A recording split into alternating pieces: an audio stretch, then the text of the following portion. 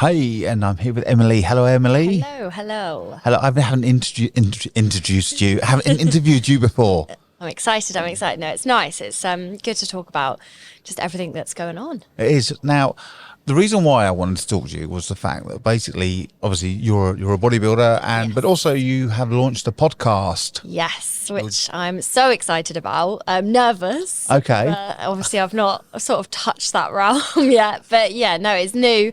And just, throwing myself in the deep end a little bit. So why did you want to do a podcast? So I've always thought about it, and obviously it was just sort of a lot to comprehend in my own head. So having sort of these opportunities is awesome, and it's just sort of great to talk about. I have so many conversations with people daily about sort of what I do, like little hints and like tricks and things during my training, Yep. Stuff about my bodybuilding, and I think I always forget that not everyone knows sort of the process. And so when people ask me questions, I'm like, oh yeah, because I'm used to, obviously a lot of the people around me are used to sort of training, and obviously I speak with my coach every day and we talk about different things, and other people around me are going through similar experiences, but not everyone in my life is doing that, because not everyone I know is in the gym. So, I mean, do you have a?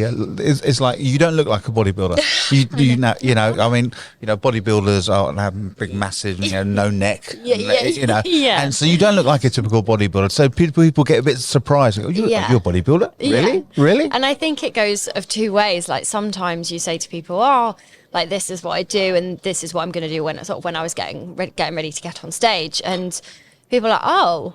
Thinking I'm going to suddenly look like Arnold Schwarzenegger, which is just obviously not the case. Do you do the 20 push-ups before you're on the side of the stage? We always do the pump up, always. Yeah. But and I think the perception of it can be quite old school, obviously, from what it sort of is and what we see on TV. And we I mean, the 80s was very bodybuilderish, wasn't it? Sort of baby oil and that sort of stuff. And I think a lot of people have that perception in their head about bodybuilders. So then they think when they picture me or my head, I think with that perception of body on stage, which is obviously not quite what I look like.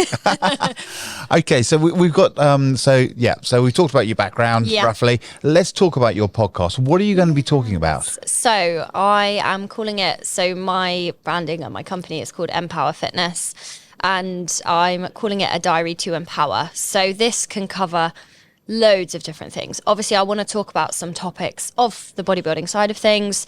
To start with, I'm just going to sort of speak about me, my journey, why I became like... Oh, it's all about you, isn't it? It's all about you. And then, but just to sort of give a set background, because so many people are saying, oh, like, how did you get into the gym, being a PT, becoming a bodybuilder?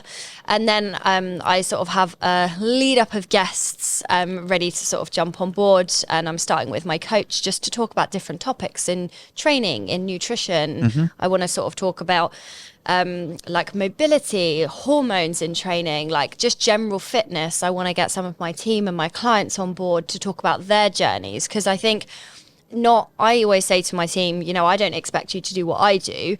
Sort of it's sort of based on your goals, what you find. And I think some people think of fitness as like a chore, and I sort of just want people to be a little bit inspired about these different topics.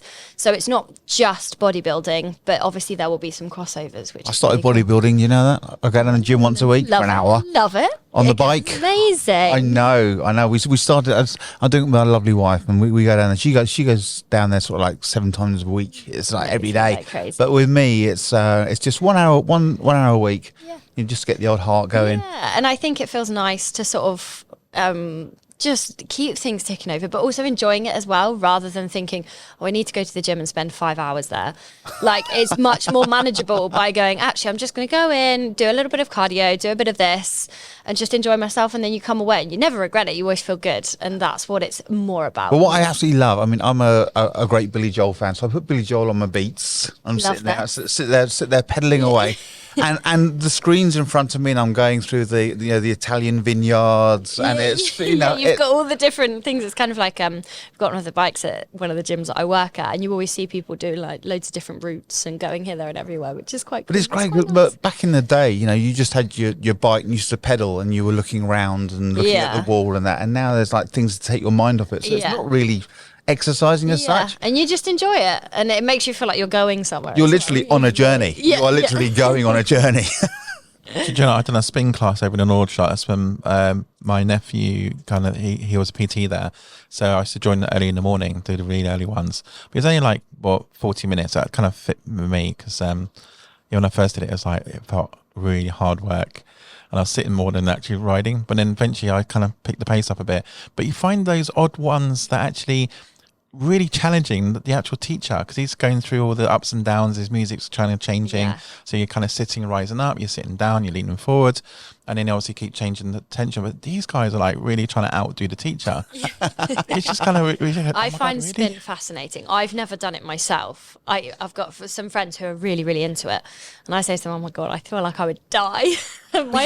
The thing is, with the spin class, I've seen spin classes where they have water pistols and things like that. Oh, they have faster. Yeah. And you're like, I don't want to do this. I was only doing his short version of spin class, and then as I come out of the gym, you kind of walk out and you feel your legs are jelly, but you got to kind of look like, oh, this is good, Get to the car park, you're like, oh, the car's so far away. Walk out with jelly legs. Yeah, but it's like they're entertaining as well. Yes. How you feeling? You feeling good? Yeah. And they're getting everyone shouting and getting everyone pumped. I always find that when I teach my classes, I feel sorry for them because it's at 6:30 in the morning and I come in like, let's go. 6:30 in the morning. Like, what time do you get up then? 6:30? It varies, but my earliest is probably 5:30. I don't get up any earlier. Did you find it as a benefit being up early, starting your workout? Yes. But you get the whole day though then? The day suddenly gets really long, doesn't it? Yeah. I mean, naps are my favourite thing in the afternoon. I can't keep, especially with I have evening clients and stuff, so life's a bit crazy, but I feel fresh in the mornings. Like I'm a morning person. As soon as my alarm goes off, I'm like, ping. Oh no. Snooze. We're getting older now.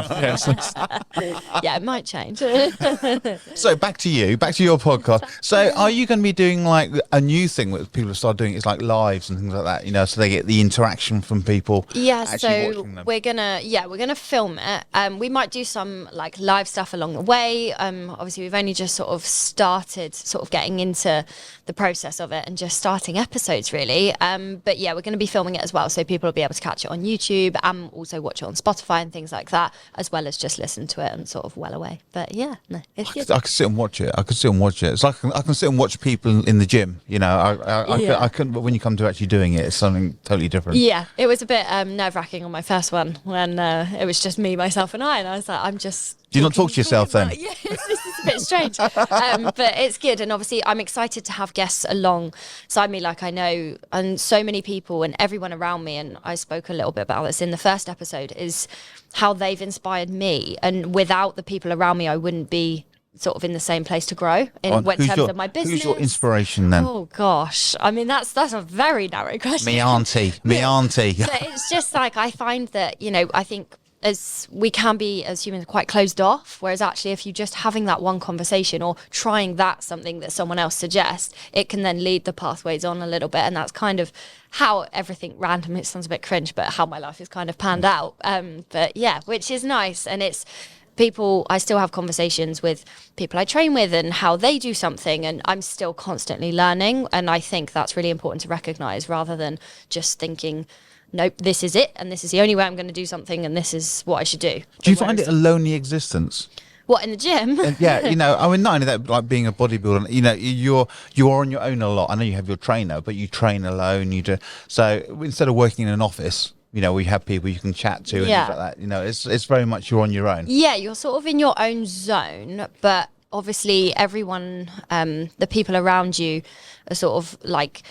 In the gym that I train in Fleet, it's very much like everyone's there to train, and we talk about our training. Like we don't sort of spend too much time chatting, but it's really inspiring with that sense. So even though you are on your own, you're in a sort of, everyone's there for sort of similar-ish reasons. They can't hear you because we're wearing headphones, but they're all there. They're all there. Give you a thumbs up. Keep going. And then it's kind of like, are you dying too? Yeah. Me as well. That's it. Should we go down the gym together? Yeah, all right. You get in through the door and bang, headphones on, and away you go. It's like you never see them for the next hour. And it's nice. And I trained with a friend this morning, and I said, oh, you're going to jump in on my session? I said, good luck. And it's just nice, and it that environment is quite nice, and just trying different things as well. Yeah. Does people come in and look at you and go, I got an easy PT session today, and then as soon as you start, it's like, oh my god, she's evil. Yeah, yeah. Some of my clients question what I do. With, like, you know, they're like, oh, yeah, we'll do leg day. And I'm like, okay, you've said it now. So. But you walk into a gym, you know, and it's cold. I was like, oh, this is a bit chilly. This is a bit chilly, you know. Yeah. And so, you know, and then within about 10 minutes, you got sweat, you're dripping everywhere, and it's like, it's sort of like, I need to get out. Yeah. That's why I like the spin bikes, because they have a fan. They fan. It's just it's quite good. Yeah. No, I like on the rowing machines as well. The more you row, the more cool yeah. you get. Yeah. But then you also get people who are like on one machine for like half an hour. Yeah. They do. There's this one at the fake arena, or places for people, as we call it, and basically the leg thing is sort of like the leg thing's like this, and it's, you know, it sends your legs skewy. Yeah. And this bloke was on it for like half an hour. I don't know what it does. Crazy. But it's sort of like, I hope he really enjoys that. And, you know, and again, he was like really hot, sweat was dripping everywhere. Yeah. And there's me on the walking machine. Love that. I love the walking machine. Yeah. I tend to hog the row machine. Yeah. That's mine. I'm spending like an hour on it. Yeah. I even outrow my son. He should be much more fit than I am.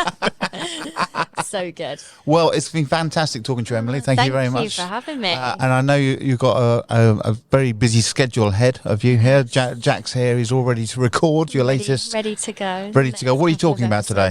So today I'm sort of still in my starting episodes of just chatting a little bit more about how I sort of became a PT, and also then obviously onto the sort of bodybuilder life, shall I say. But yeah, I'm excited to share it. Do you go around the world? Do you go? Do you bodybuild? It's like their aim to. Oh yeah. If you're a jogger or a runner, you know, you go to these different marathons. You know, as a bodybuilder, do you like aspire to go to New York and things like that? Yeah, there are different. I mean, there are different like competitions and different opportunities, and obviously you can have worlds, and there's so many shows in America.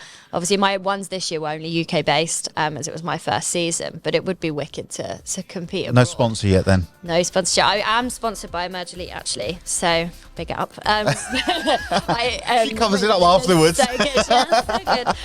So yeah, so I've got Emerge Elite and I'm sponsored by them, and they've got a great clothing brand of releases, God knows more. So yeah. Fantastic. It's good. Excellent. Until next time, thank you very much, Emily. Yeah, thank you. Thank you.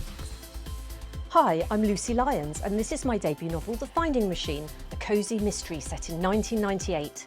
One morning, Alex inherits a mysterious invention from her late father. The Finding Machine solves mysteries, but it's concealing the biggest mystery of all, the disappearance of a little girl back in the 1920s. But will the Finding Machine bring comfort or uncover a dark family secret? You can find my book in Waterstones and online at Amazon.